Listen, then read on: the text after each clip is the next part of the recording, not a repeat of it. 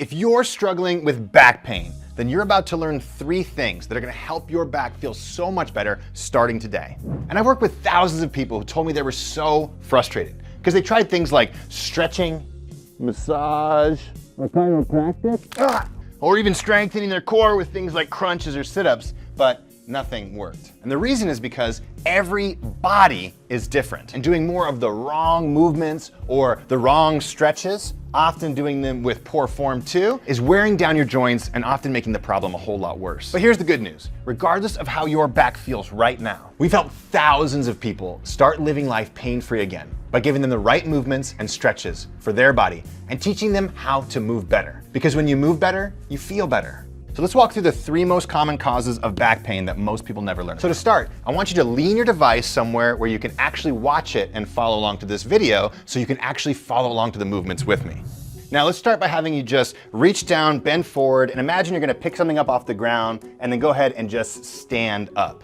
Now take a moment right now and I want you to rank the pain that you're experiencing in your lower back on a scale of 1 to 10. 1 being pain-free and 10 being so excruciating throughout that movement, or I can't even do it. Okay, now pay attention to the 3 things you're about to learn, and we'll see if we can make your lower back feel better in the next few minutes.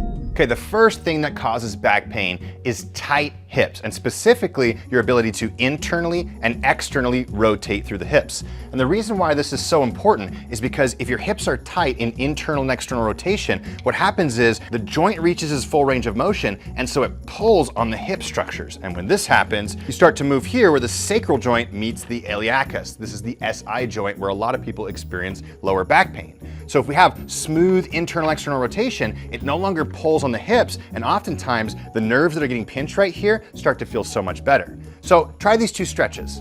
First, for your hip external rotators, come to the edge of a seat with a nice tall posture. It's really important that we don't flex through the spine. More on that in a minute. Take your ankle, cross it over your knee or under your knee like this. And then all we're gonna do is with a nice tall posture, bring your belly button towards your front leg. What you should feel is a nice deep stretch on the outside of this hip. Now I want you to hold this stretch for 30 to 60 seconds on the right side and then switch and do 30 to 60 seconds on the left side. Then after that, you're gonna do hip internal rotation. So with a nice wide stance like this, you're gonna slowly bring the knee inward. Make sure you don't go as far as to hurt the knee joint, and you should feel a little bit of a stretch again on the inside and on the outside here of the hip. Hold this position for 30 to 60 seconds and then switch to the other side. You can pause the video right now and do both of those stretches and then come back because your lower back should feel already better by just doing these 2 stretches. Second is you gotta stop bending through the spine like this. You see how I'm rounding my back? When we round and extend our back over and over again, what can happen is we can pinch down on these discs, causing a bulging disc and sometimes pinching down on the nerves in the lower back. So learning how to move through your hips rather than your spine is so critical and important. So one of the best ways to do this is as you go to bend over to pick something up, try to keep your back nice and flat from your tailbone to the top of your head. Changing your movement from this, which is putting a lot of load on your spine and hurting your lower back, to this, pushing the butt back, weight on the heels, and the back stays nice and flat the entire time as you go down, and nice and flat the entire time as you go up. And third, you don't know how to properly use the core muscles that are responsible for stabilizing your spine. And it's not these muscles right here, those vertical muscles called the rectus abdominis. Those are the ones you work with crunches and sit-ups and planks.